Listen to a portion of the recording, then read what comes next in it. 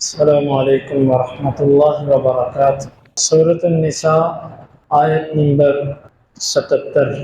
اعوذ باللہ السمیع العلیم من الشیطان الرجیم من ہمزہ ونفخہ ونفثہ۔ الم تر الی الذین قیل لهم کفوا ایدیکم واقیموا الصلاۃ وآتوا الزکاۃ۔ آپ نے دیکھا نہیں ان لوگوں کی طرف جن سے کہا گیا کہ تم اپنے ہاتھوں کو روکے رکھو اور نماز قائم کرو اور زکوٰۃ دو۔ فلما كتب عليهم القتال اذا فريق منهم يخشون الناس كخشية الله او اشد خشية۔ پس جب ان پر لڑائی فرض کی گئی تو ایک جماعت ان میں سے وہ لوگوں سے یوں ڈرنے لگی جیسے اللہ سے ڈرنا یا اس سے بھی زیادہ ڈرنے لگے۔ وقالوا ربنا لما كتبت علينا القتال، اور وہ کہنے لگے اے ہمارے رب تو نے ہم پر لڑائی کو کیوں فرض کیا؟ لولا اخرتنا الى اجل قریب، تو نے ہمیں قریبی مدت تک لیٹ کیوں نہیں کر دیا؟ قل متاع الدنیا قلیل، آپ کہہ دو دنیا کا سامان ہی تھوڑا ہے۔ والآخرۃ خیر لمن اتقى ولا تظلمون فتیلا، اور آخرت ڈرنے والوں کے لیے بہتر ہے اور تم دھاگے کے برابر بھی ظلم نہ کیے جاؤ۔ یہ لڑائی، یہ آیت مبارکہ قتال کے فرض کیے جانے سے پہلے کی ہے، یعنی پہلے کی ایک منظر کی عکاسی کرتی ہے۔ کچھ مسلمان جب تک اللہ تعالیٰ نے جہاد فرض نہیں کیا تھا اللہ تعالیٰ سے مانگنے لگے جہاد کرنے کی اجازت دیجیے۔ اللہ تعالیٰ نے اس کے لیے ایک وقت مقرر کیا تھا، کیونکہ جہاد کرنے کے کچھ طریقے ہیں۔ جہاد کی دو قسمیں ہیں، ایک ہوتا ہے دفاعی جہاد، ڈیفنس، اپنا دفاع کرنا، اور ایک ہوتا ہے حملہ کرنا، اقدامی جہاد، جس کو اٹیک کہتے ہیں۔ ان دونوں کیفیتوں کے اندر فرق ہوتا ہے۔ جو اپنا دفاع ہے وہ آپ کسی بھی جگہ ہیں، کہیں بھی ہیں، وہ آپ پر اگر دشمن حملہ کر دے تو فرض ہو گیا، اس کے لیے نہ والدین کی اجازت ہے نہ خلیفہ کی اجازت ہے، کچھ نہیں۔ آپ کے گھر پہ جب کوئی آ گیا تو پھر آپ کس سے اجازت لیں گے؟ آپ لڑیں گے۔ اور ایک ہوتا ہے اقدامی جہاد، اٹیک۔ یہ جب آپ کریں گے تو اس صورت میں آپ کو تمام آداب اور ان سب چیزوں کو ملحوظ خاطر رکھنا پڑے گا۔ اس کے لیے خلیفہ سے اجازت بھی لینی پڑے گی، اور اس کے لیے اگر نفیر عام یعنی کہ ایسے خطر والے حالات نہ ہوں تو اس کے لیے والدین سے اجازت، امیر کی اجازت، اور یہ سب معاملات، سب شرائط اس کے لیے پائی جائیں گی۔ عام طور پر جہاد کرنے کے لیے سب سے پہلے آپ کے پاس ایسی جگہ ہونی چاہیے، جو جگہ جہاں پر آپ پرسکون رہ سکیں، اللہ کے دین کو نافذ کر سکیں۔ یعنی سب سے پہلے ہجرت کرنا ایسے خطے کی طرف جو آپ کے لیے پرامن ہو۔ جب تک آپ ہجرت نہیں کرتے اس وقت تک اگر آپ کچھ ایسا کرتے ہیں تو آپ کے لیے مشکلات۔ آپ دیکھیں اللہ کے نبی صلی اللہ علیہ وسلم مکہ میں تھے، مشرکین کی طرف سے ظلم کے پہاڑ توڑے جا رہے تھے، لیکن ایک بھی نہیں آتا کہ آپ صلی اللہ علیہ وسلم نے کسی فدائی کو تیار کیا ہو، کسی ایسے خودکش کو تیار کیا ہو کہ بھائی تم بس کھڑے ہو کے مار دینا اس کو، ابو جہل کو یا عتبہ شیبہ کو یا ابو لہب کو، یا کسی ایک کی گردن اتار دینا بس خیر ہے۔ آپ نے ایسا کوئی کام نہیں کیا جس سے انتشار کرے، کیونکہ جب تک آپ کے پاس پوری طرح تمکن نہیں ہے آپ کیا جہاد کریں گے؟ مثال کے طور پہ ایسے رہتے ہوئے آپ ان کے کسی ایک پر حملہ کرتے ہیں، پھر آپ بھاگ جاتے ہیں، چھپتے ہیں، اور وہ پھر آپ کا گھر، آپ کے والدین، آپ کے عزیز و اقارب، آپ کی قوم، سب پر ظلم ڈھائیں گے۔ یہ تو کوئی جہاد کا طریقہ نہیں۔ جہاد کے لیے اولین تمکن شرط ہے، قدرت ہو آپ کے پاس، جگہ ہو آپ کے پاس، جہاں پر آپ رہتے ہوں وہاں سے آپ کی تیاری ہوتی ہے سب کچھ۔ آپ غور کیجئے، آج جہاد کے پوری طرح مسلمانوں کے کامیاب نہ ہونے کی ایک بڑی وجہ یہ ہے کہ مسلمانوں نے ایک خطہ بھی ایسا تیار نہیں کیا جہاں پر وہ تیاری کر سکیں اور وہ اللہ اور اس کے رسول کے نظام کو نافذ کریں۔ ایسا نہیں ہے۔ دعویٰ کیا جاتا ہے یہ علاقہ ہمارے زیر کنٹرول ہے، تھوڑی دیر بعد وہ نکل جاتا ہے ان سے۔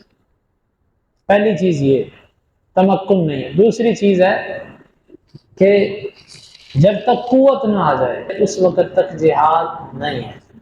اللہ کے نبی صلی اللہ علیہ وسلم مکہ میں تھے، جہاد فرض نہیں ہوا، مدینہ میں آئے، جہاد فرض کیا، پھر جنگ بدر ہوئی، اس کے لیے مسلمانوں نے اس وقت تک قوت بھی تیار کر لی تھی اور علاقہ بھی تھا، سب کچھ تھا، پھر ہوا۔ اور اس کے ساتھ ساتھ مسلمانوں کے پاس ایسا خلیفہ اور ایسا امیر ہونا چاہیے کہ جو ڈھال بن سکے، کیونکہ جب تک امیر ایسا نہ ہو، اس کے پاس اتنے اختیارات اور قوت نہ ہو، تو اس وقت تک بھی اختیارات سے مراد وہی شرعی اختیارات جو شریعت نے کسی خلیفہ کے لیے رکھے۔ تو یہ چند شرطیں ہیں جہاد کی۔ بہرحال اس کے اوپر فقہ کی کتابوں میں، احکام کی کتابوں میں اہل علم نے بہت کچھ لکھا ہے۔ یعنی کہ آج کل جس طرح ہم دیکھتے ہیں کہ چند لوگ اکٹھے ہوتے ہیں اور وہ یہ دعویٰ کر دیتے ہیں کہ جی ہم جہاد کے لیے اٹھ رہے ہیں، تو آؤ ہماری بیعت کرو، ہمارے ساتھ ملو۔ یہ بعض لوگوں کے معاملات ہیں، لیکن ہم دیکھتے ہیں کہ تھوڑا عرصہ گزرتا ہے، اس کے بعد وہ ختم ہو جاتے ہیں۔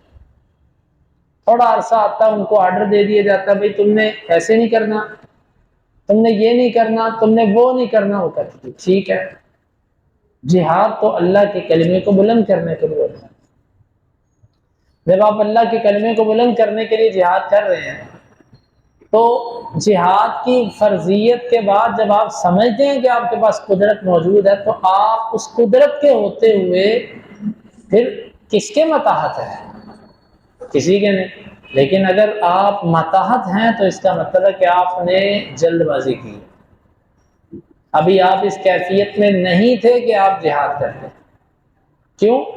آپ کے پاس کوئی ایسا علاقہ نہیں ہے۔ دیکھیں ہمارے ماضی کے اندر کتنی تنظیمیں اٹھی، جی ہم پوری دنیا میں اسلام لے کے آئیں گے، دوسرا اٹھتا ہے وہ لے کر آتا ہے، تیسرا اٹھتا ہے وہ دعویٰ کرتا ہے، ہر کوئی اپنا جھنڈا بھی لے کے آ رہا ہے، ہر کوئی اپنا ایک امیر بھی لے کر آ رہا ہے، ہر کوئی اپنا جو ہے نا وہ نئے نئے نعرے لے کر آتا ہے۔ لیکن کیا ہوتا ہے آپ بتائیں مجھے؟ کوئی ایک تنظیم بھی ایسی ختم کر دی جاتی ہیں، ان کو پرائے ختم کر دیتے ہیں، کفار ختم کرتے ہیں، ہمارے اپنے ختم کر دیتے ہیں۔ اس کی وجہ یہی ہے کہ یہ طریقہ ہی میرے نبی صلی اللہ علیہ وسلم کا نہیں تھا۔ ٹھیک ہے، آپ کے پاس قوت نہیں ہے، آپ نہ کریں۔ ہاں، جن علاقوں کے اندر دشمن حملہ آور ہے، فلسطین کے علاقے ہیں، شام کے علاقے ہیں، کشمیر کے علاقے ہیں، وہاں کے لوگ اٹھیں، اپنا دفاع کریں۔ باہر کے لوگوں کو اگر جانے نہیں دیا جاتا، ان کو یہ قدرت اور اختیارات نہیں دیے جاتے اور وہ اس طریقے سے بھرپور نہیں کر سکتے، تو ٹھیک ہے بس چھوڑ دیں، وہ بیٹھ جائیں۔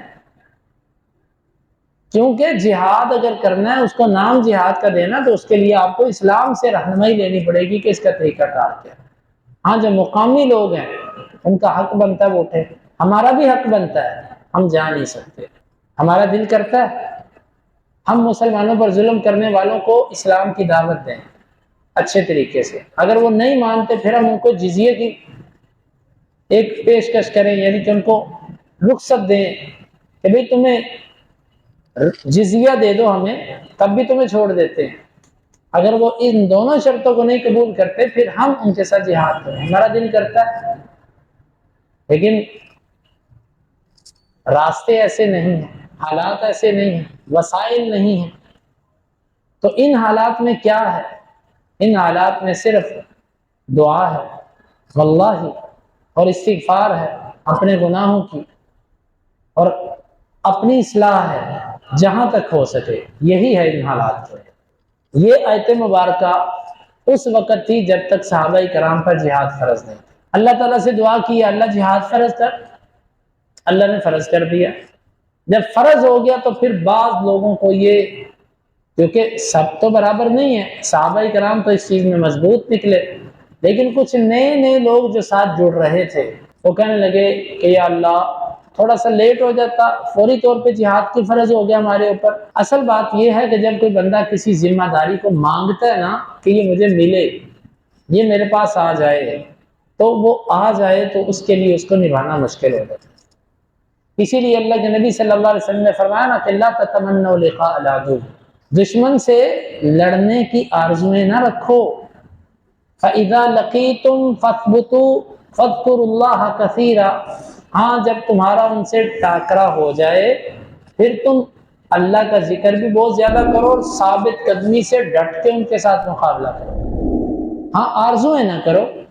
ہمارے لوگ بڑی آرزویں کرتے ہیں، یار جنگ لگے نا انڈیا سے تو بڑا مزہ ہے، یہ اس سے ہماری لڑائی اگر ہو جائے نا تو دیکھنا پھر اس کا. یہ اللہ کے نبی صلی اللہ علیہ وسلم نے ہمیں اس سے منع کیا. آرزویں ہم نہیں کرتے، ہم کہتے ہیں جنگ ہو ہی نہ، اللہ کرے یہ مسلمان ہو جائے، ہم تو یہ چاہتے ہیں ان کے لیے.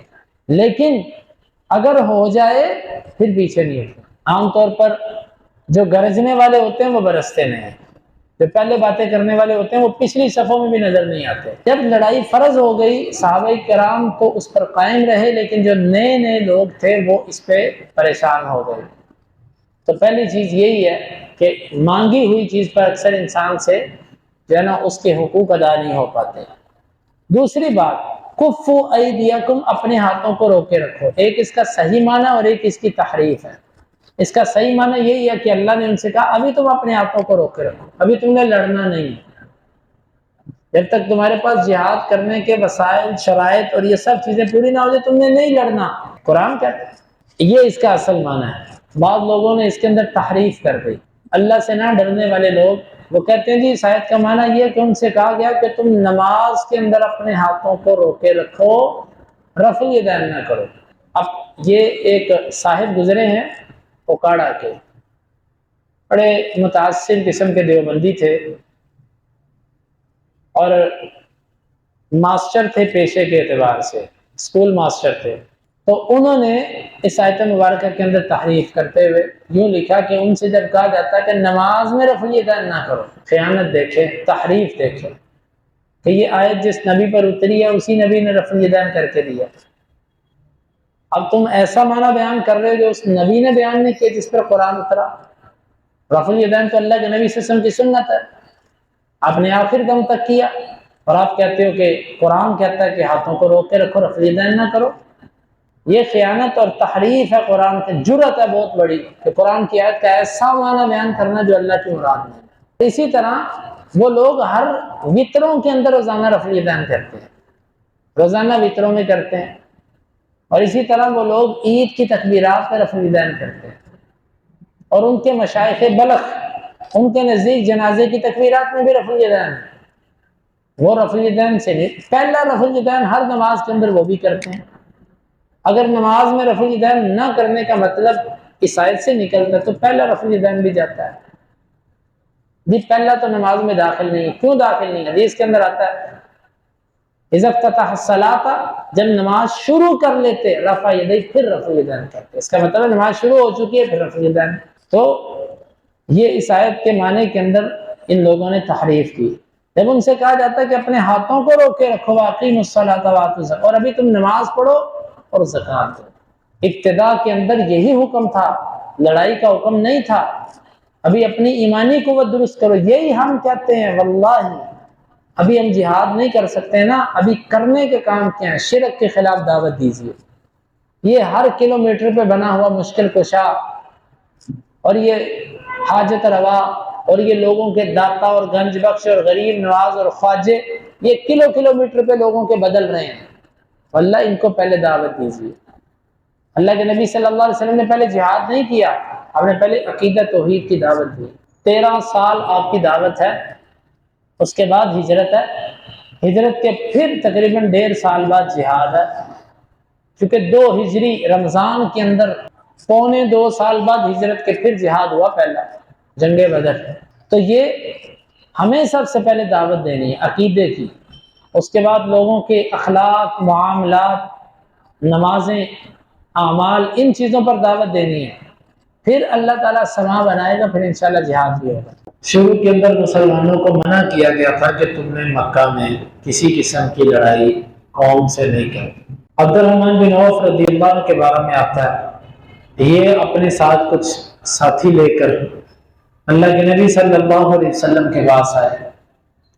کہا کہ جب ہم مشرک تھے، کافر تھے تو عزت سے تھے، جب سے مسلمان ہوئے اور لوگوں کی نظروں میں ذلیل سے ذلیل ہوتے جا رہے ہیں۔ آپ ہمیں اجازت دیں۔ آپ صلی اللہ علیہ وسلم نے فرمایا کہ ابھی مجھے اس چیز کا حکم نہیں دیا گیا، ابھی نماز کا، زکوٰۃ کا اور ان سب چیزوں کے بارے میں حکم ہے۔